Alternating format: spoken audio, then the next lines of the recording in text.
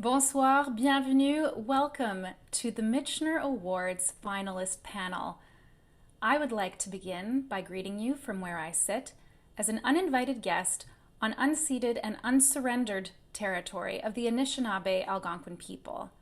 I acknowledge that many of you are joining us from across Turtle Island tonight, all on lands that have been traveled on, cared for, and stewarded by First Nations, Métis, and Inuit people since time immemorial. As we honor storytelling tonight, let us acknowledge Indigenous people as Turtle Island's original storytellers. And as we celebrate truth in reporting, may we bring truth to our ongoing efforts of reconciliation. This event is being held tonight in both French and English. Please select your language of choice using the interpretation button in Zoom. Cet événement ce soir est disponible dans les deux langues officielles. Veuillez sélectionner la langue de votre choix en utilisant le bouton Interprétation dans Zoom. The Michener Award celebrates its 50th anniversary this year, half a century of honoring and celebrating excellence in public service journalism. All 6 finalists for this year's prize are here with us this evening, joined by our moderator, journalist Madeleine Blais-Morin, who is with Radio-Canada and is a Michener Awards board member. Madeleine Blais-Morin a été nommée chef de bureau parlementaire de Radio-Canada à Ottawa, tout en demeurant analyste principale en matière de politique fédérale. La journaliste fait carrière à Radio-Canada depuis l'an 2000. Avant d'être affectée à la colline parlementaire en 2007, elle a été postée à Regina et à Halifax. Bonsoir Madeleine, bienvenue, c'est à vous. Ça me fait extrêmement plaisir d'être parmi vous, aux côtés des finalistes du Prix Michener, qui ont de quoi nous rendre fiers de ce que les journalistes peuvent accomplir par leur rigueur, par leur souci de donner une voix à ceux qui n'en ont pas. Ils changent la société pour le mieux. This year, one of the finalists gave voice to First Nation children. In the last few days, the country was shaken by the discovery of 215 children's bodies in Kamloops. Canadians were shattered, and it was an eye-opener concerning the residential school era. But there are more Indigenous children in care today than in Canada's infamous residential school system at its height. Kenneth Jackson from APTN is here to talk about death by neglect, the story of the suicide of a 12-year-old First Nation child failed by the Ontario First Nation Child Welfare Agency. We have as well with us Ashley Burke from CBC, who reached out to former employees of Rideau Hall. Her investigation drew back the official curtain to reveal a toxic work environment and led to the resignation of Julie Payette from her Governor General's role. Now, Grant Robertson from the Globe and Mail. His work did not only give a voice to people, he gave a voice back to an organization that was silenced, the Global Public Health Intelligence Network, after being a leader in issuing alerts about outbreaks. D'autres finalistes ont aussi traité de sujets en lien avec la pandémie.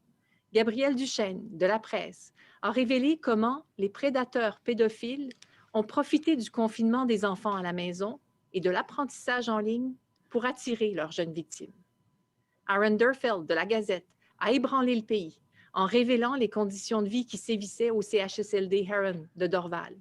Des résidents ont été trouvés déshydratés, mal nourris et abandonnés par le personnel quand la COVID-19 a commencé à se propager dans l'établissement. And finally, Jeff Hamilton from the Winnipeg Free Press reopened the case of disgraced junior hockey coach Graham James, a sexual predator. His investigation showed how abusers enabled each other and the complicity of the team and the league management as they turned a blind eye when it suited them. So after giving voice to so many people who did not have one, let's hear these inspiring finalists.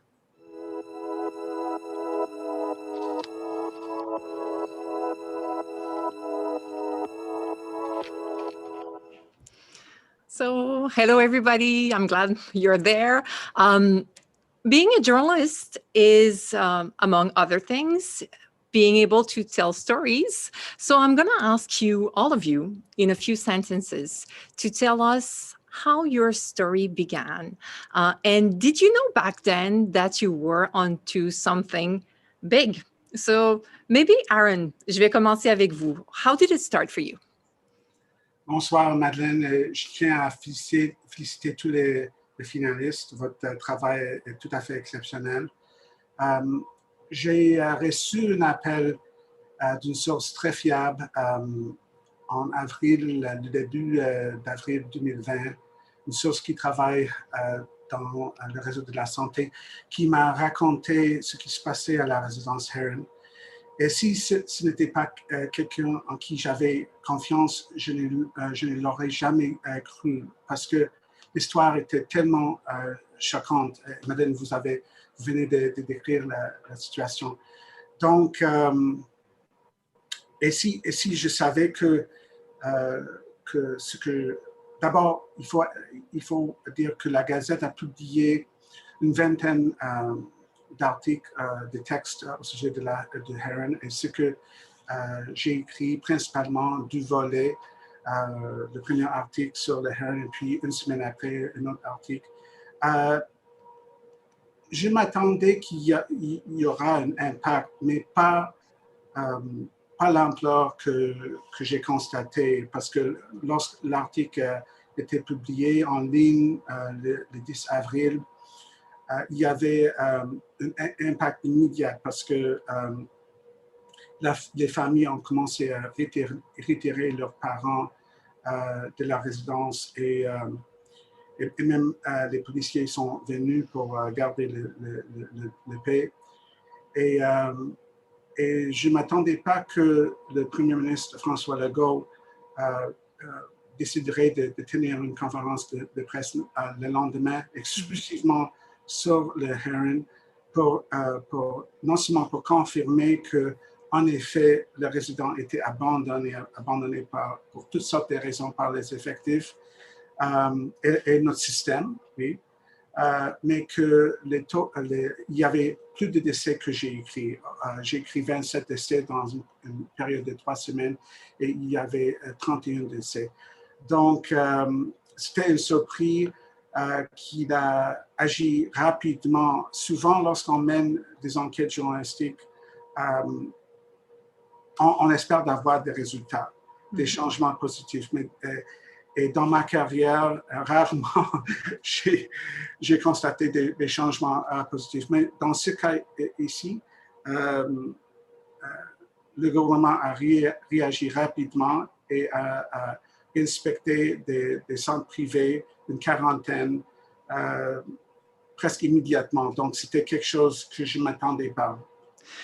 Maybe Grant Robertson, I'm going to switch to you, because let's stick with the COVID theme. You were, how did it start for you? How did you realize that the global public health intelligence network has been silenced? Well, it's a good question, because I think, like a lot of people, I didn't know it existed before I started reporting on it. And Aaron makes a very good point when he was saying, you don't necessarily believe. A good investigation begins with a story maybe that you don't believe when you hear it the first time. And mine was very much the same way. We began our investigation with a single question early in the pandemic, which is, why did it seem Canada was so unprepared for this? We had SARS in 2003. The promise made after that was that we would never be unprepared like we were in 2003 again. And Canada has spent many years and a lot of money to prepare for another outbreak. So when it hit, there were serious questions that need to be asked. And when we started drilling down into the Department of Public Health and talking to scientists inside that department, we started to hear stories that frankly sounded a bit unbelievable. Scientists had been replaced by bureaucrats who had no experience in public health, but were in decision-making jobs. And not only that, we had a pandemic response plan, but we didn't practice it. It just sat on a shelf, even though we're required to practice it. And the biggest one that really shocked us was that we had a world-respected pandemic early warning unit, a group of about a dozen people who are there to see over the hill at the risk that's coming our way and give the government an early heads up. And for reasons that were varied inside the government, resources were put elsewhere. And this system was shut down or silenced less than a year before the pandemic hit. And when we first heard that, it just sounded impossible. It sounded apocryphal, really. And from there, you start asking questions. And I think the moment for me where it really hit home was when we started getting the denials and the no comments. And that didn't match up with the data and the documents we were getting from inside the department. And when that happens, you know you're onto something that's really sensitive, that people are trying to hide, the government doesn't want to talk about. And I think that for us, that was the moment. Gabrielle Duchesne, toujours dans le thème de la pandémie. Vous, ça a commencé comment, votre enquête? En fait, ça a commencé même avant la pandémie, je vous dirais. La pandémie a exacerbé un enjeu, mais on est tombé sur le témoignage en fait d'un enquêteur de la Sûreté du Québec, expert dans les crimes d'exploitation sexuelle d'enfants sur les mineurs, qui disait, en gros, je paraphrase, mais en parlant d'Internet, c'est une inondation de gens qui regardent des enfants se faire violer et qui aiment ça. On est incapable d'arrêter tout le monde. Et comme mes collègues ont dit avant, pour nous, je veux dire, on n'en revenait pas, là, on croyait pas. Cette phrase-là était tellement grosse qu'on a voulu se pencher là-dessus. On a commencé, je dis on, parce que j'ai travaillé avec Caroline Touzin, ma collègue, qui a co-signé cette enquête-là. Et bon, on a commencé à fouiller, puis la pandémie a frappé. Donc, on a été toutes les deux réaffectées. On a travaillé sur la pandémie pendant plusieurs mois jusqu'à temps qu'il y ait des contacts, des sources à nous recontactent, des sources policières pour nous dire c'est rendu pire que jamais, là, ça a exacerbé de façon indescriptible. Dans le fond, moi, j'ai mis la main sur des conversations sur le dark web de prédateurs sexuels qui s'encourageaient à tirer profit de la pandémie en se disant allez sur tel site, il y a plein d'enfants qui sont à la maison, ils sont à l'école, les parents s'en occupent pas. Donc, on s'est dit qu'il fallait relancer l'enquête à cause de ça. Puis, ce qui est fascinant avec ça, en fait, c'est pas tant l'impact, parce que je pense que dans une enquête comme ça, on a publié, depuis 2 ans, 8 volets là, de cette enquête-là. Il y a eu évidemment beaucoup d'impact, mais aussi, on s'est rendu compte à quel point, en creusant, il y avait toujours plus d'angles, toujours plus d'histoires. Tu sais, l'exploitation sexuelle des enfants sur Internet, c'est comme une pieuvre tentaculaire, puis plus on creuse, plus on trouve des histoires. C'est vraiment... c'est horrifiant, là, je vous dirais. Puis ce qui s'est passé pendant la pandémie, notamment, est horrifiant. Donc, je pense que l'impact le plus important, au-delà des politiques et tout ça, pour nous, ça a été le travail de sensibilisation auprès des familles, auprès des jeunes qui étaient... Il fallait en parler maintenant parce que c'est maintenant que ça se passait. Ashley Burke, how did it start for you?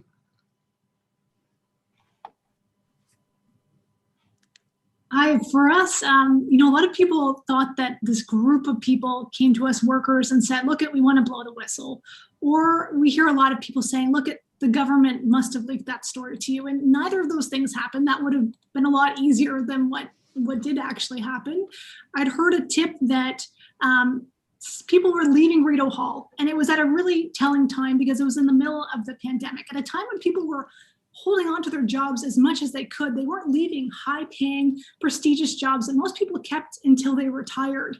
And it just showed that people were hitting a breaking point. We later learned some were on sick leave, others had left the office entirely. A chunk of the department actually had. And it took, weeks and months in some cases for us to talk to sources and see if any of them would speak to us on the record, even confidentially. There was a lot at risk for people. They were afraid that there would be retribution, or that it would affect their livelihoods. And it took a lot of time for people to feel comfortable enough and trust us. And maybe in some cases do a bit of soul searching to realize that this was an important story that had to be out there. By the time we went with the story, the first one, we had about 12 sources that went on the record confidentially. And after that first story, it really snowballed. That number tripled to more than 30 people pretty quickly for a series of stories. And it kind of kept growing as the stories continued to unravel. We covered everything from workplace harassment to questionable spending in Rideau Hall, to as well a vetting process that turned out to be quite flawed in this case in particular. Kenneth Jackson, I'm going to ask you now, how did it start for you? It's a troubling stories that you have told the public. What was the first thing that happened for you to decide to tell that story? Well, I've been telling it for several years now, right? It began in a Sioux foster home where kind of Sioux turtle filmed her suicide in 2016. I got the video in 2018, and I've been working on this stuff for a few years. So you can imagine through those 3 years, I've seen a lot of things. I've wrote about a lot of deaths, but I hadn't ever seen an internal death investigation report. And that's what we got. We got Sasha Raven-Bob's internal death report. And there's a lot of those every year, but you never see them because the whole entire child welfare system operates in the darkness, so to speak. I call it darkness because it's all private. No one sees these things. In some ways, for good reasons, but for other reasons, it doesn't really help things, improve or evolve. So we got a 90-page report that if I picked out one page just randomly, I could write a front page story with. It was just full of neglect, failure, a very sad existence of a young girl who, from the day she was born, was in care and then went sexual abuse, just neglect to the day she, took her life. But so we had a full report that was from 2014, and I was like, we have to see if this is still happening. This is 7 years later, 6 years later. So our job started that day back in April when I got the report. And I was like, we have to go and see if things at Wichita Family Services, First Nation Child and Family Services Agency in Northern Ontario, has improved. So that's what we set out to do. And in September, we did a 12-day road trip through Northern Ontario. And we met with people, we did interviews, and we started rolling out our stories in October, 13 in total, I believe. Not all with Wichita, but majority of them, with them. On the stories that we put forward to you guys was all Wichita, Sasha Raven-Bob's story. And we uncovered that things hadn't improved. And in fact, if people read the stories, they might conclude that it may have gotten worse after her death. And that's an issue that we're faced with these stories, is because they're not in the public and no one sees them, they don't improve. The systems don't get better. They don't, not as fast as they should, and sometimes not at all. So that's what our work was trying to accomplish, was trying to drag everything that's in the darkness into the light so it can improve and get better. So children like Sasha Raven-Bob or kind of Sioux Turtle or Amy Owen, Timmy Kiash, I can go on forever, don't die in the system or evolve in the system. Like, Sasha Raven-Bob was living with a grandfather, but was in a customary care agreement. So it's a First Nation, child welfare sort of system. Well, what we uncovered is all the kids dying in Ontario, almost all of them, like 82%, are tied to these agencies. So our stories raise a lot of questions about how the system, how it's devolving to First Nations, isn't actually saving the kids. They're actually dying there. So why? So that's what we tried to set out to prove too. Jeff Hamilton, you did tell a difficult story as well. I find that there were many difficult stories among the finalists this year, but Jeff Hamilton, how did it start for you? What did you receive a hint? How?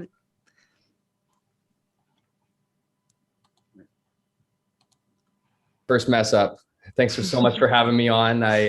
Such a great panel, such a great opportunity to talk about our stories. For me, this goes back to 2017. Our editors at the Winnipeg Free Press were looking at a reporter who was hungry and wanted to sink his teeth into something, and maybe was a bit bored at the time. So we got into a newsroom and they threw out the idea of looking into Graham James. A lot of people know who Graham James is, as you mentioned in your introduction. Serial sexual predator, disgraced junior hockey coach. How did this man? How was he able to rise the ranks of our national game and do the heinous things that he did to a number of players? And so, I didn't start fresh. I mean, as I mentioned, Graham James had been in the news. He's had some very high profile survivors in NHL players, Sheldon Kennedy and Theo Fleury. But the question that remained through all these instances, whether it was Sheldon Kennedy that came forward in 1996 or Todd Holt and Theo Fleury, in 2012, so more than 15 years later, the one question that remained was, how did nobody else know about this? And it was the one question that I sought out to try to find out. The interesting part about my investigation is that I grew up in the same community as Graham James. I walked the same high school hallways that Graham James went to.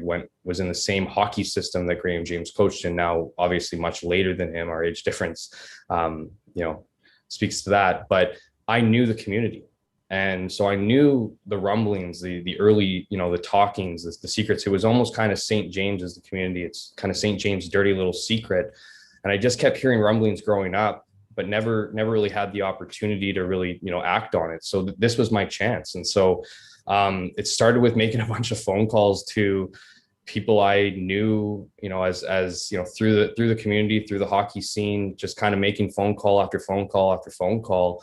And it just snowballed from there. I mean, it's, 3 years later, while also covering, my respective sports beats, it was a very challenging 3 years. It was about earning trust. That was, I'm sure everyone can speak to that, is when you do talk to, people, particularly on these issues, whether it's sexual abuse or another sensitive issue, trust is everything. So it really meant getting to know a lot of people and then allowing them to trust me to a point where they then put me on to another person and then to another person. And I mean, anyone who's read the series, I mean, I couldn't imagine where it had gone. The one question I always got really, really early on was, hasn't this been done? When in fact, not at all, I would argue. So, for me, it started off as an idea. Obviously, I had the background there and the opportunity, and it turned into an investigation that involved, my bylines on it. But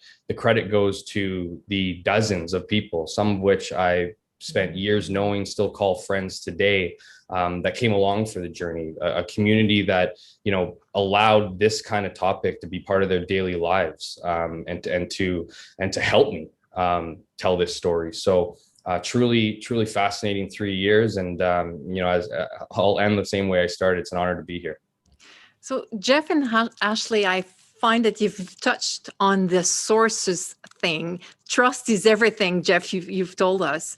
Maybe I'm going to ask the others, because you probably had sources. Grant Robertson, you mentioned it. Aaron Derfeld, you received a tip.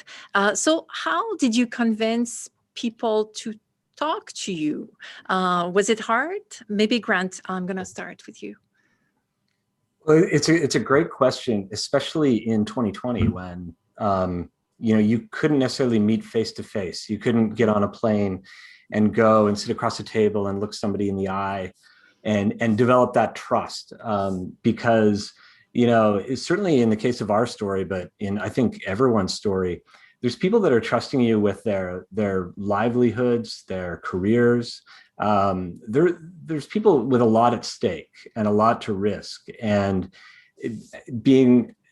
having to do that over the phone and over secure email and all the other ways we used in 2020 made it a lot more difficult to develop those relationships. But that was probably one of the biggest challenges of 2020, which is, in my case, trying to develop sources inside the public health agency who I'd never talked to before, and sort of build out a network so that you can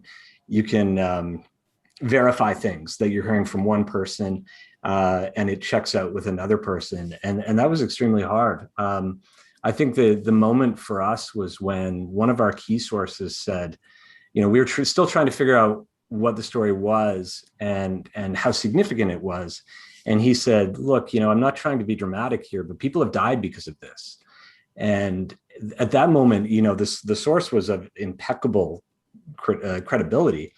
And at that point, we knew, okay, we need to go further on this. Aaron? Est-ce que vous voulez que je réponde en français ou en anglais? Allez-y en anglais cette fois-ci. As you wish. Yeah, no, so, the sources are so important, but, but that's not enough for me. I mean, I want sources and more sources, but I also want documents. So in the case of the Heron, I absolutely needed documents. And so for the first big story, it became clear that the West Highland Health Authority had had downplayed the severity of what had happened. The authority had indicated that there were 2 deaths. We knew there were far more than 2 deaths. So, and then for the second big piece I did, I needed to get all death records. I needed to know exactly who died. I needed to know which room number, the date, their names. And the reason I need to know that is that the Premier of Quebec has suggested that the deaths had occurred before authorities had placed the Heron under trusteeship. That was not the case. Most of the deaths had taken place after the West Island, after the government had placed the Heron under trusteeship. This is not in any way to exonerate the owners of the private facility, because there was high staff turnover. But you really needed those documents in addition to interviewing lots of family members and interviewing workers.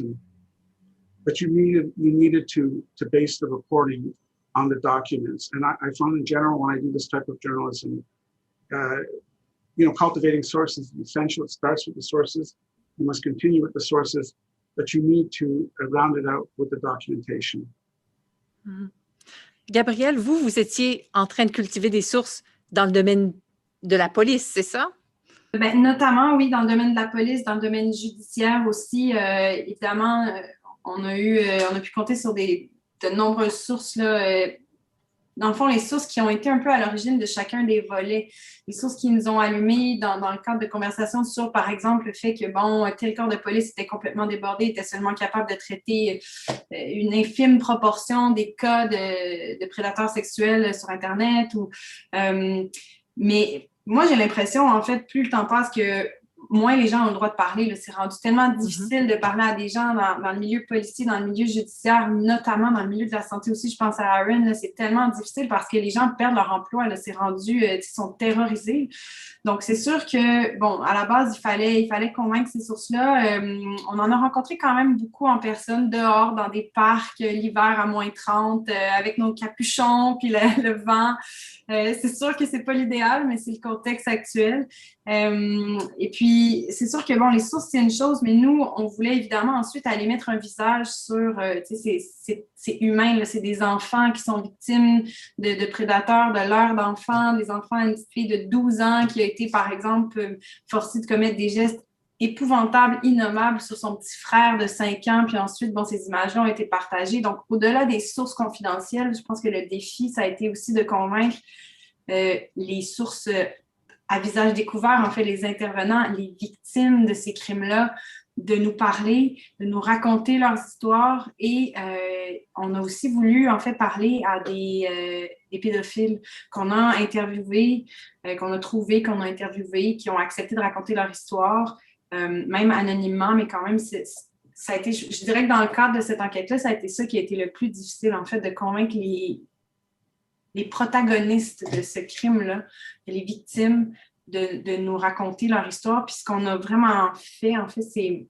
on leur a fait, on a valorisé l'impact qu'aurait leur témoignage, en fait, parce qu'au-delà des simples faits, des policiers, c'est des visages, c'est des victimes qui vivent des histoires horribles et pour qui ça va durer toute la vie. Puis d'avoir ce visage-là, tous mes collègues le savent, l'impact de l'histoire ne sera pas la même que de ne pas avoir ces histoires-là.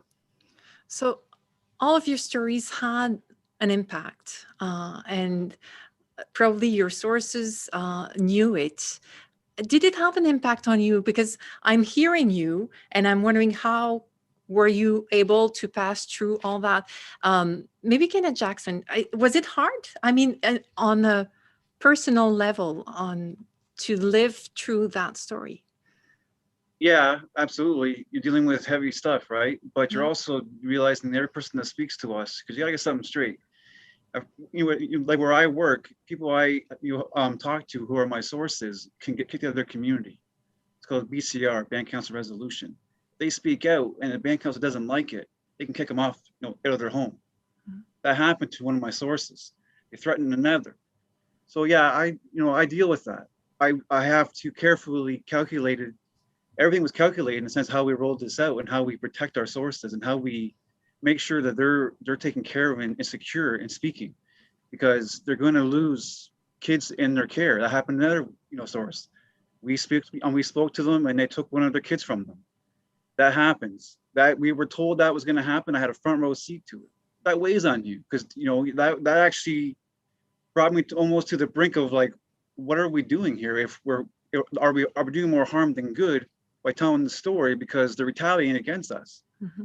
But the reality is, truth has to be told, and that's the only way this gets fixed is if you tell the truth. So we had to walk that line, and I had to carry that stress, which is fine, but because they're carrying a heck of a lot more than I am, right? I'm just telling the story.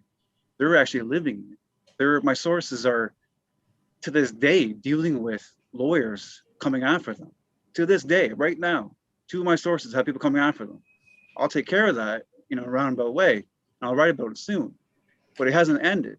So yes, because then you have kids you're talking to, you have mothers, you have endless amounts of caregivers, but and then you hear one old lady tell you a story where she goes, I was in residential school, but now I am a caregiver. What's the difference? What's the difference? It's the exact same thing. It's just a different name, different people doing it. So that things like that weigh on you, and you realize the impact you have. When you see 215 kids in Kamloops dying, it's still happening every day across the country, just different name, different way of doing it. It's a ripple effect of residential schools, what I report on. So yeah, do I wear it? Yeah, it's tough. Yes. Do I get their trust? Yes. But they're caring a lot more than we are, way more than me. They're risking their homes, their lives. They're risking lawsuits. Like, this is the type of reporting that we were doing. It's absolutely insane. Did anybody else had trouble? I mean, personal stress, maybe Jeff, you're. Yeah, I mean, just to echo what Kenneth was saying, I think, when you compare it to the people you're talking to, it's tough to say, that you carry it. But the fact of the matter is, whether it's sexual abuse, whether it's a sensitive topic, you do carry every story with you to a certain degree. Obviously not to the same level as the person who's sharing their story. For me, I found it very difficult to just walk away from it. So for me, a lot of these conversations, a lot of these relationships lasted for years, and still exist today. My first chapter was a new victim to come forward by the name of Jay McCauley.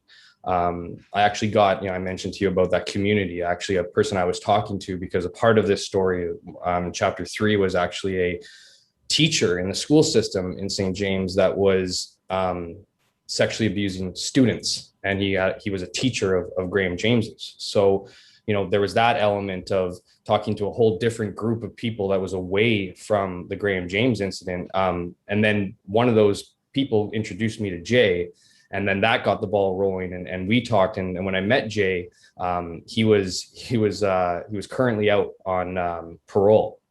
When we first met, he had spent the last 10 years or so in and out of jail, addicted to drugs, alcohol, serious issues. And when I talked to him, it took a little bit of time to get his story out.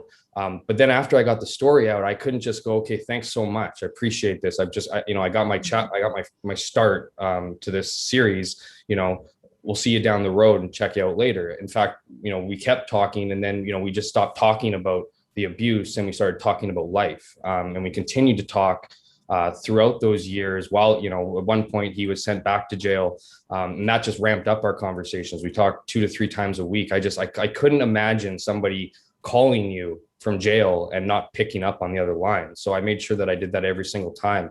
And then as the story continued, worked closely with Jay.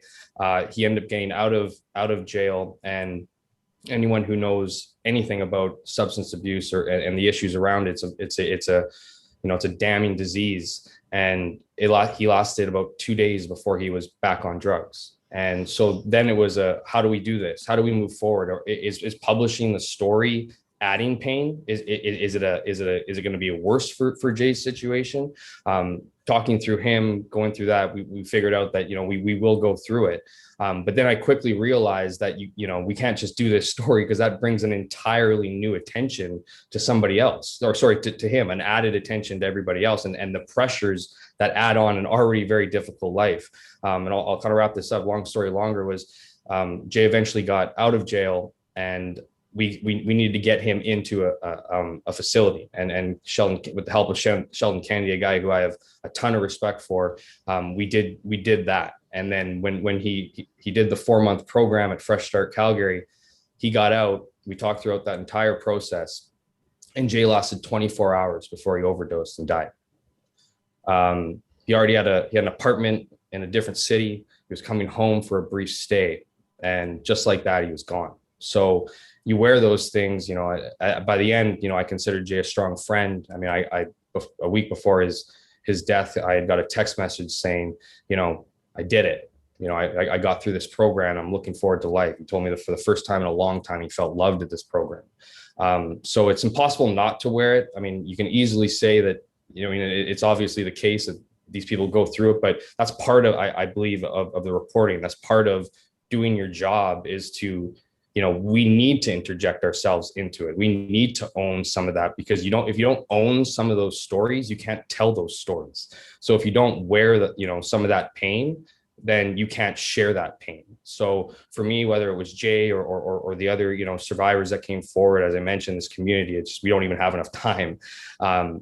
That's part that wears with you. I remember for me, and I'll just end it here, is that, I did a job where you feel it, and then you kind of separate it. And there was a few times where I'd just be in the shower, and I don't even know what my body was doing, but the tears would coming down. I wasn't, thinking of anything. It was just my body's way of, exuding some of that stuff that you carry. And so for me, I'm sure all these, other reporters here, journalists here too, is that I also learned a lot of advice from those people. And so, after the series was done, I continued to work with someone, and I still work with someone getting through, going through that, sharing some of those feelings.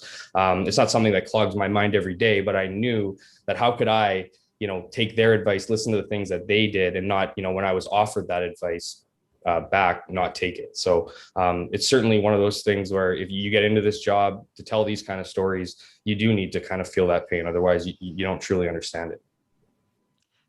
C'est sûrement terriblement, émotivement prenant. Je suis certaine que ça prend énormément de temps aussi.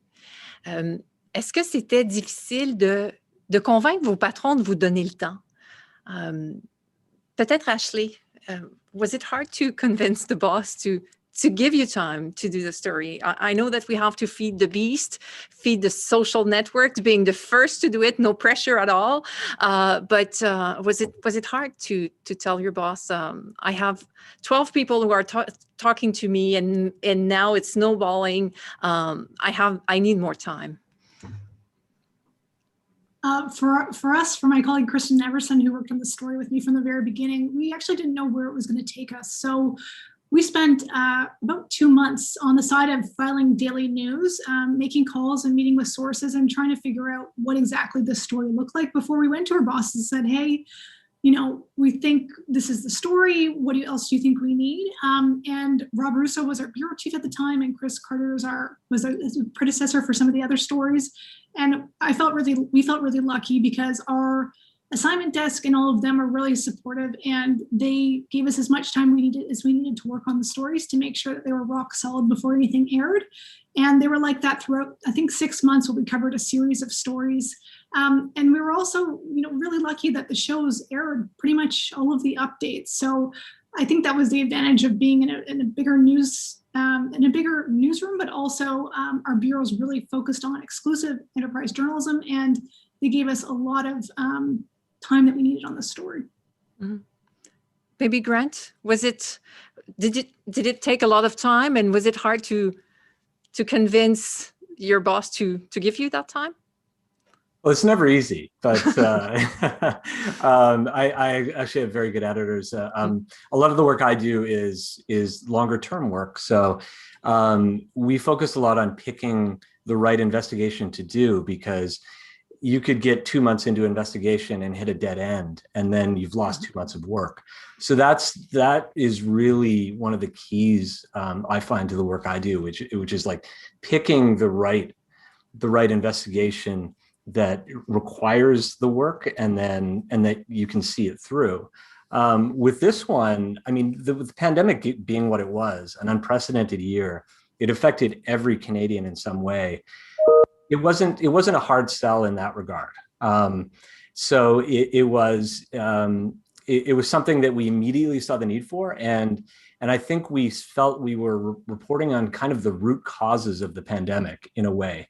So, we have the problems with long-term care, we have the problems with the emergency stockpile that failed, and we have the problems with frontline workers being exposed. And it kind of felt to us like we were sort of backing up a step and reporting on the root cause of that. And, to echo, some of my colleagues, the toll that a lot of this reporting takes on you, because you spend all day with it in your head every day. And I think what drove us was we could see people dying. We could see people, affected by this, and that sort of drove us forward. So I think that cleared the way for this work, at least. We have like 20 minutes left. If there are some viewers who would like to ask questions, we have the chance to be with those wonderful finalists, the best. Feel free to write in the Q&R section, les questions et réponses.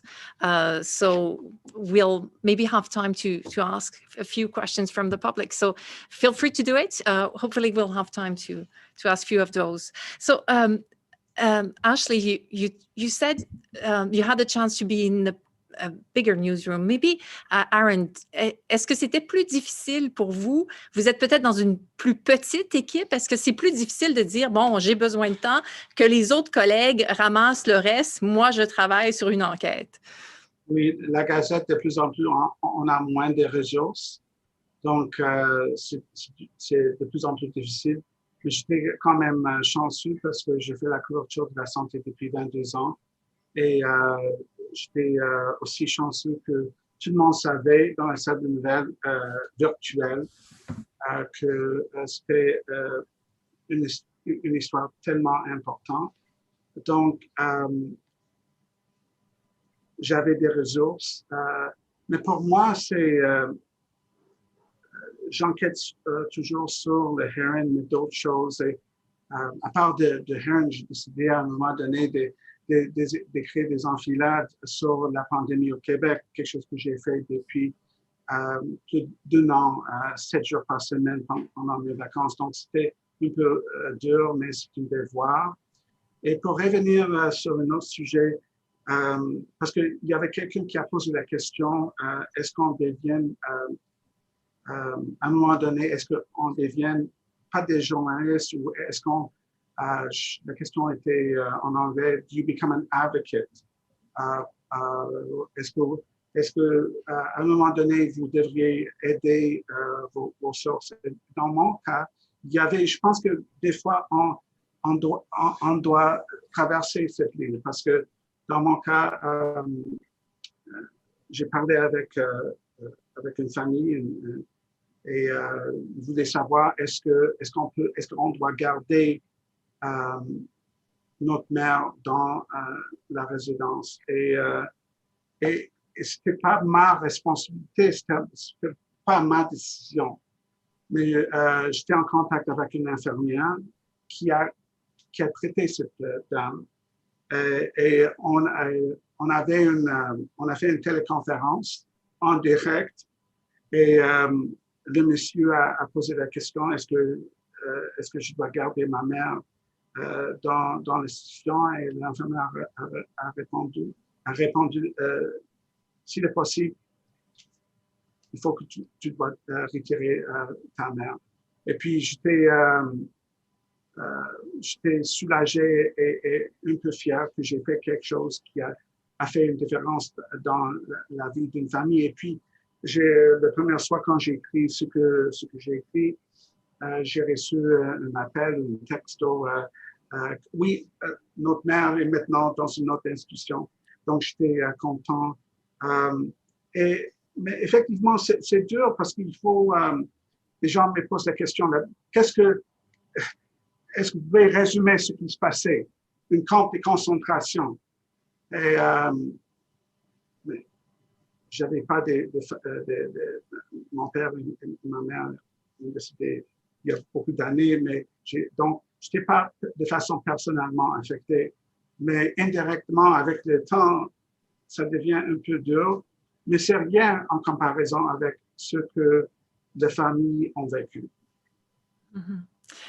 So I can tell you that, Aaron, you're a real reporter because you scooped me with a question of the public. So I'm going to read it to you. And if someone else would like to answer about it, that would be great. How do you stop being a journalist and start being an advocate? Or do you? This is the question that was asked from the public. Stay a journalist who tells and let others fight the city. What is your role really in public interest journalism? So do you sometimes start to become an advocate? Do you feel it, or you felt that you were always a reporter, a journalist? Is there someone else who would like to answer that? Gabrielle, allez-y. Oui. En fait, oui, je voudrais rebondir sur ce qu'Aaron a dit dans sa réponse à la question scoopée. En fait, c'est les gens, dans des sujets difficiles comme ça, souvent les gens, c'est la première fois qu'ils racontent leur histoire ou c'est la première fois que quelqu'un s'intéresse à eux. Donc, ils s'accrochent à nous. Ils s'accrochent à nous, pas seulement pour qu'on raconte leur histoire, mais aussi, ils sont un peu désorientés. Ils ne savent pas vers qui se tourner. Alors, c'est sûr que c'est très prenant, puis c'est difficile de ne pas franchir la ligne, justement, jusqu'où on peut aller, tu sais, mais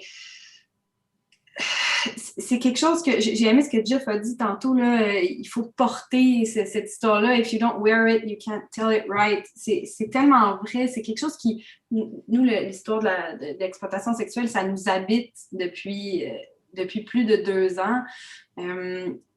C'est des enfants, c'est le plus laid qu'on peut imaginer. C'est des témoignages horrifiants, des choses innommables. Moi, je suis une jeune mère, ça m'affecte différemment aussi. Puis quand les parents me racontent ces histoires-là, ça m'affecte différemment. Et j'ai envie de les aider. Je me dis que la meilleure façon de les aider, c'est en racontant leur histoire. Mais c'est sûr que des fois, il faut les guider vers les bonnes ressources, il faut leur donner les numéros de téléphone, il faut faire les appels pour eux parce qu'ils ne sont pas nécessairement outillés pour le faire. Donc, c'est sûr que quand ces gens-là s'ouvrent à nous comme ça, on ne peut pas les laisser tomber après puis dire « j'ai ce qu'il me faut, c'est fini, merci, bonsoir ». Là, c'est des gens qui nous rappellent, c'est des gens qui ont besoin d'aide. Puis c'est des fois des gens, je pense à des prédateurs sexuels, par exemple, qui se sont confiés à moi puis qui, après ça, me rappellent puis veulent savoir quand est-ce que je vais publier. Puis c'est difficile après ça d'avoir de l'empathie pour quelqu'un. Il y a un prédateur en particulier là, qui m'a raconté une histoire, puis je me souviens encore, là, il m'a raconté, il regardait des images de pornographie juvénile, mais d'enfants très, très jeunes,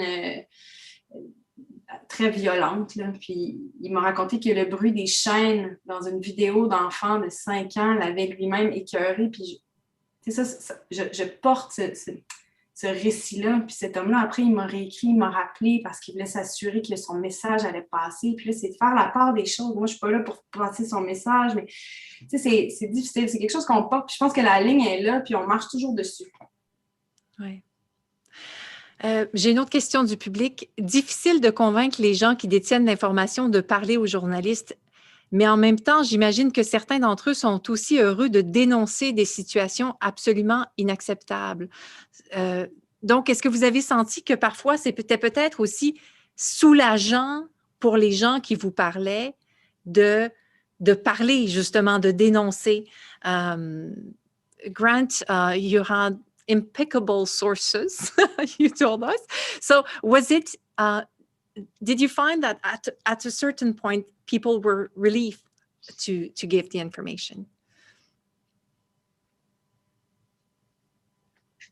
Can you repeat the question? I missed the part of it. Did you have the impression that some of the sources wanted to talk, were relieved to talk? Some of them passed through difficult time to talk, but was it? Did you feel at the end that they were glad that they have spoken?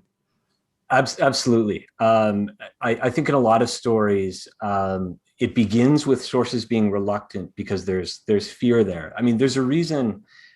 I think every story here tonight is a good example. There's a reason these stories stayed behind the scenes. They were kind of hidden until they were brought to light by my colleagues and I, because it's not easy for stories to come out, and so when people begin talking about them, they're reluctant. They're a bit afraid because they're putting a lot on the line to talk about it.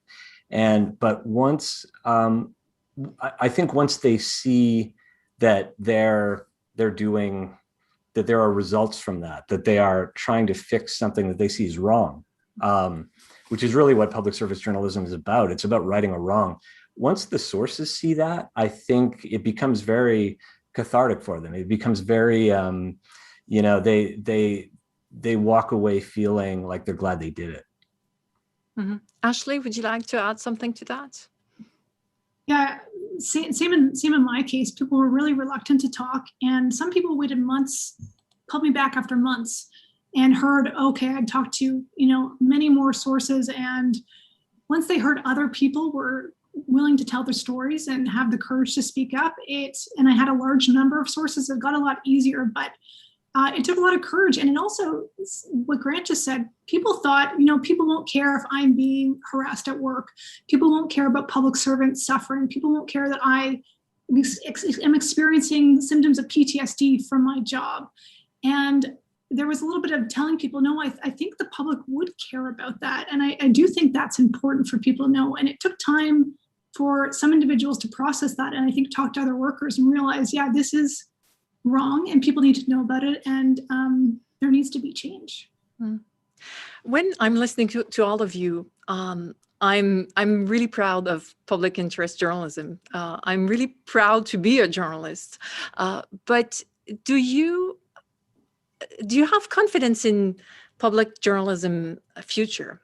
Is there something that worries you about it? I don't want to be dramatic, or is there something that you would like to improve, you would like to change, you would give advice to your boss to have better public journalism?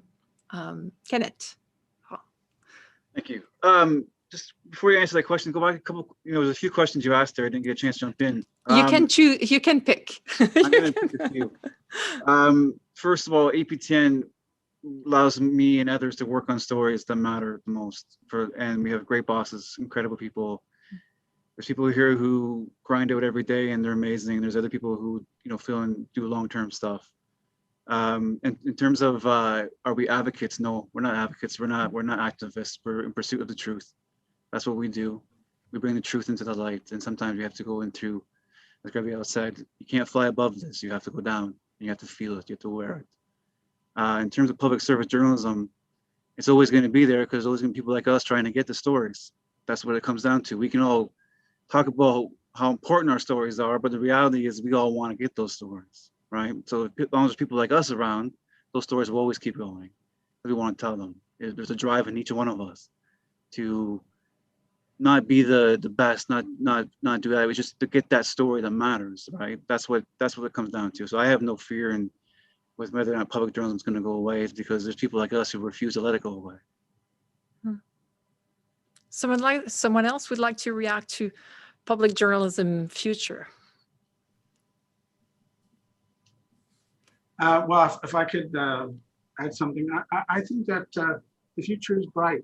I think the future is bright. I think that there are a lot of exciting venues that are coming up, not traditional, and a lot of outstanding young journalists.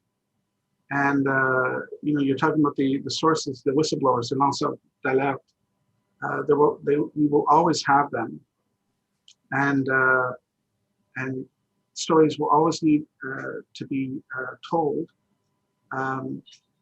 There's something I wanted to pick up a little bit on, which is, before you ask the question, are your sources happy to speak to you? And I'd like to know what maybe some of the other panelists, what they think about this. What happens when you're speaking to, when you're speaking to people at the other end who have carried out the abuse or who have been negligent and who come close to confessing, who acknowledge, who admit, and often that doesn't happen. So in my case, I was able, to speak to a worker who did tell me, yes, we did it, we abandoned them. So, and that was very, very surprising that I had that, because usually, when you're speaking with government sources, you're not going to get that type of admission. And certainly I didn't get that type of admission. I want to know what some of the other panelists in some of the work that you did. And I would imagine, Gabrielle, je pense que les prédateurs, récemment, la presse a publié quelque chose du point de vue des pédophiles très, très choquant. Alors, qu'est-ce que vous avez découvert avec les gens qui admettent des choses horribles qu'ils ont fait? Est-ce que tu veux dire par découvert comme journalistiquement ou... Journalistiquement, quand vous parlez à des gens, des pédophiles, qui admettent ce qu'ils ont fait, et comment est-ce qu'ils peuvent justifier ce qu'ils ont fait. Alors, est-ce que... Ouais. C'est sûr que, d'abord, je suis d'accord avec toi, c'est toujours un peu surprenant quand ça arrive, puis on ne sait pas comment réagir. On se demande si on a bien entendu. Puis, c'est sûr que de mon expérience avec les pédophiles, c'est des entrevues qui ont duré 2-3 heures, puis dans lesquelles la première heure, c'était eux qui essaient de justifier justement pourquoi ils avaient fait ci, puis ça, puis expliquer tout le... Moi, je les ai écoutés, mais c'est pas ça qui m'intéressait dans le sens où j'étais pas là pour donner une voix ou une justification à ces pédophiles-là. La raison pour laquelle on voulait les entendre, c'est parce que c'est eux qui étaient les mieux placés pour nous décrire l'offre. Est-ce que c'est facile de trouver de la pornographie juvénile? C'est quoi? À quel point il y en a? Est-ce qu'il faut être bon? Est-ce qu'il faut encrypter son ordi? Puis, bon, comment on voit les victimes quand on est dans ce schème-là? Comment on se rend là? Mais il n'était pas question pour moi de dire « Ah, c'est parce que j'ai eu une enfance difficile, c'est parce que mon père m'a abusé. » On ne voulait pas rentrer là-dedans. La ligne était vraiment mince. Donc, je les ai écoutés, par contre. Je les ai laissés là, tout dire ça. Puis ensuite, je suis rentrée dans les questions. Une fois qu'ils étaient bien à l'aise, en fait, je suis rentrée dans toutes les questions. Puis on est allé jusqu'au moment où c'était l'innommable qui était raconté. Puis après, dans ce cas particulier-là, on a attendu 1 an avant de publier parce que c'était tellement choquant qu'on voulait donner la voix à tout le monde avant de donner la voix à ces gens-là. Donc, on a donné la voix aux victimes, aux policiers, aux procureurs, à tout le monde. Puis une fois que tout le monde a eu sa voix, là, on a fait le reportage sur qu'on a appelé « Dans la tête des pédophiles ». Mais effectivement, sur le coup, c'est tellement pas habituel que... Ouais. On a commencé la discussion avec la COVID. We started the discussion with the COVID. And I was saying at one point, you have to feed the beast. And I was wondering if the COVID changed the tone. I don't know if I don't follow all of you on Twitter, but I don't know if you've received insults or was the tone more difficult since the last few months? And maybe Ashley and Kenneth Jackson from APTN, do you have the impression, being a woman, or Gabrielle aussi, être une femme, do you have the impression you're more targeted? At APTN, do you have the impression that First Nation issues are, I don't know, does it bring racism sometimes? Is it hard to be sometimes a reporter and receive the public reaction, retroaction? There's a bit of that. Like, I see it and I just block it or ignore it. People are they're faceless, mindless people, right? If you don't have your full name attached to it in your photo, I'm not going to engage with you. Obviously, I don't deal with that personally at APTN because I'm not Indigenous, so I don't face the full front of racism like that. My colleagues may. I know that they deal with things. I know our hosts deal with things. I'm sure people who appear on TV can also speak to that. They get awful, messages and whatnot. But again, it's not something you see a little bit of the liberal apologists come in there saying, they're doing better than you say they are. You get some of that in there. That gets sprinkled through everything. But and they come out in full force at times. But for the most part, I mute it immediately. I don't engage with it. I don't engage with that stuff. I don't have time for it. Ashley?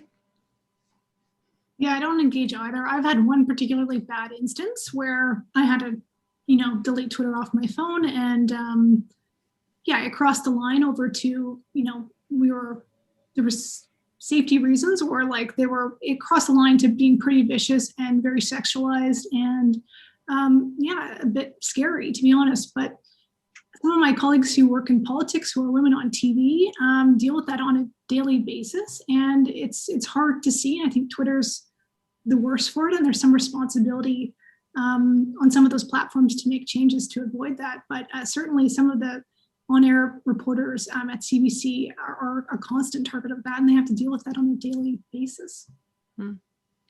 Gabrielle, je ne sais pas si le fait d'être une femme, est-ce que ça vous rend la cible de commentaires désobligeants davantage que d'autres collègues, pensez-vous? Sûrement, moins que les collègues à la télé, c'est sûr. Moi, j'ai la chance ou la malchance que mon conjoint soit aussi journaliste à l'écrit, donc on peut comparer quand même. Puis c'est sûr que oui, je reçois beaucoup plus de commentaires méprisants, paternalistes, beaucoup de mansplaining et aussi des commentaires physiques. Mais je peux pas imaginer, honnêtement, par rapport à Ashley, par exemple, c'est pas, et ses collègues à la télé. C'est pas la même chose, c'est sûr. And for the others, did you feel that it became more polarizé, with the pandemic? Do you think the tone changed in the public, the message you've received, or not? Maybe Jeff, do you have the impression the tone from the public changed? I think that for, in my case with, sexual abuse, I feel like it's kind of been, I don't want to say in the forefront because there's lots of things that come up, but it's kind of, it's changed over year to year. It's even different than 5 years. People, for me, the success of the story was, on the backs of other people who had come forward before them, and understood the good of it. I'll echo a lot of the sentiments that some of my colleagues here said, in that, you need to kind of convince them that it's going to work, that this trust is real, right? You're on the other line. They don't know who you are. They, in a lot of cases, they don't know your work. As far as COVID goes, I thought, I'm not to make light of it, but people were home a lot more. So it was kind of easier to get through that aspect. But I also felt like, with COVID, it doesn't matter if you're, covering, the pandemic directly, or if you're covering other work, everyone's affected by it. So everyone's kind of high strung. So there's that added element to your work, especially when there's sensitive issues. I knew for my experience, one of the things that, Graham James had 6 players come forward against him. Police estimate anywhere between 25 and 100. So when I went searching out and knowing and understanding that, COVID-19 has put an added pressure on everybody, I didn't go fishing. You don't go fishing for these things. You kind of let them, create, kind of almost evolve naturally, in the sense that, you kind of bring it up, not experience wise, but the topic, why you're speaking to them, understanding that they may have not only these feelings buried deep in, but you don't know what they're dealing with. And so that's obviously one part. From a personal aspect, I think it's just tough to kind of, I had the opportunity, luxury, if you will, in this business, that I was able to write from March 2020 till December.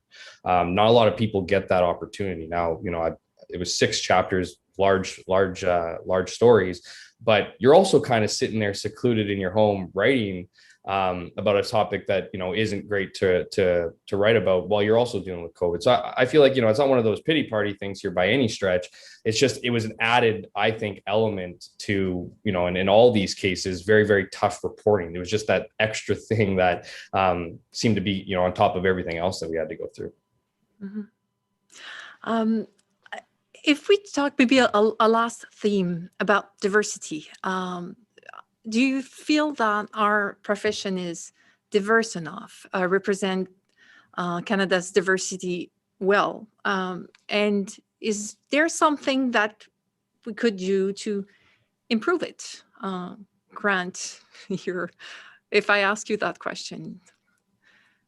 Well, to me, I think, diversity is crucial, and it's going to be increasingly. for me, it's two things. It's blind spots and it's relevance. And what I mean by blind spots is if you don't have diversity in your coverage, in your newsroom, I think in your sources, you're going to encounter blind spots. And, you know, every investigation we go into, it's all about thinking, what am I not seeing? What am I missing here? And I think I think diversity is something that when you don't have it, you have more blind spots. And if you look at Canadian journalism over the past 50 to 70 years, there's been a lot of good work done, but there's been a lot of blind spots as well. And that's the importance of diversity, I think. And that leads to the second point, which is relevance. And I think to be relevant to an audience, the audience wants to see Canada reflected. And that's, as news organizations, we need to be relevant. And diversity is going to be one of the ways going forward that relevance is going to be achieved, I think. Good answer. Gabrielle, vous disiez, moi, je suis une mère. Ça a changé ma façon de voir les choses. Je ne sais pas si la question de la diversité dans les salles de nouvelles vous inspire. Est-ce qu'on pourrait faire quelque chose pour la rendre... Oui, oh, absolument. Puis j'ai l'impression, peut-être que je parle à travers mon chapeau, mais que dans les salles francophones, c'est pire, c'est moins diversifié encore que dans les salles anglophones. En tout cas, à la presse, c'est très, très, très blanc. Mais plus que ça, je vous dirais, tout le monde habite sur le plateau Mont-Royal, fait du vélo et du jogging. Alors, les blind spots, on les a vraiment partout. Je pense que c'est super. Tout ce que Grant a dit, j'ai envie de le mettre entre guillemets là, puis de me l'approprier, de reprendre tout ce qu'il a dit. Puis ça prend des stratégies. Là. Depuis quelques années, à la presse, on a un stage d'été, le stage de la diversité, dans lequel on offre des stages à des jeunes qui ont étudié dans le domaine du journalisme ou qui ont un intérêt, mais qui sont issus de la diversité ou de communautés autochtones. Ça fait quelques années. Puis bon, vous voyez, en 2 ans, on a embauché au terme de ça deux stagiaires. Donc, c'est un tout petit pas. Je suis certaine qu'il y a plein d'autres solutions, mais je crois que c'est très important que les gens se reconnaissent dans les médias et on le voit, là, cette année, c'est moi qui est responsable du stage, puis je le vois que ces jeunes-là, ils ont des idées qu'on n'aurait pas nécessairement, ils ont une sensibilité, ils entendent les histoires. On entend les histoires dans notre quotidien, dans notre vie. Donc, c'est sûr que plus on est diversifié, plus on entend d'histoires. Absolument. Kenneth Jackson, you're not a First Nation yourself, but you work for APTN. So I'm sure it's something that is in your mind. Do you think that we hear enough of First Nation reporter, for example? Do you think that we could do better to have more voices heard, more diverse voice heard? I missed the first part. I'm assuming you're talking to me. Yes, I am. Okay. Yes. I'd be straight with you. I feel a little uncomfortable talking about diversity on a panel of 6 white people. It's a very awkward situation to put us in. No offense to you. Just we should admit that we shouldn't be talking about this issue. You know, I work at APTN, so I have a lot of colleagues that are First Nation, Métis, and Inuit. And what they would say is that maybe we should ask them, and I'll leave it at that. Mm. And I'm going to wrap it up with maybe a hard question. Are you nervous about next week? You'll know next week who's going to win this Michener Award. Est-ce que ça vous rend nerveux? Est-ce que vous êtes excité ou nerveux? Grant Robertson, I'm going to ask you the question. I'm just honored to be here. You know, where we are now. I do not envy the judges this year. I really don't. Jeff Hamilton. I feel like I already won in the sense that there's 6 great finalists here. We're talking about an award that has recognized all our respective newsrooms. It's not just an individual award. It puts a spotlight on the work that our newsrooms do, which is so very important. So, I mean, nervous? Not really. I mean, we're going to go back to work tomorrow and the next day and after that and continue doing work. I think our biggest reward is telling the stories that we tell. Mm-hmm. Ashley? Yeah, I'm in awe of all the journalists here and all the stories they've covered, and I just feel very honored. And I also just feel really lucky that we got to tell people's stories this year during a really historic year. Kenneth Jackson, are you nervous about next week? Not nervous, just thankful. Nomination is a win. I remember someone telling me that in 2019 when we were nominated for the similar work. You don't have to win this. We've already won, and by, like people said, the stories. My lights are going out. The stories that we tell is what we win. It's being able to tell the stories. Thank you. Et Gabrielle, le mot de la fin. Oui, ben moi aussi, je suis honorée. Puis, en fait, je dirais que je suis d'autant plus contente de ce soir d'avoir pu entendre tous ces collègues-là avec leurs histoires incroyables, puis entendre un peu comment ils ont vécu ça. Donc, pour moi, aujourd'hui, c'est vraiment une belle victoire, puis un bel apprentissage de vous avoir écouté, de vous avoir entendu. Je pense qu'on grandit de ça, de s'inspirer des autres. And now it's me that would put this last sentence into a quote and appropriate it. Je vais me l'approprier. That was a great finish. Thank you very much to everybody. It was enlightening, a great discussion. Good luck for next week. We're going to listen to the winner, but I agree with everybody else. You were all winners, and be proud of your stories. And, vous avez fait tout un impact et vous avez changé la société pour le mieux. Merci beaucoup. Goodbye.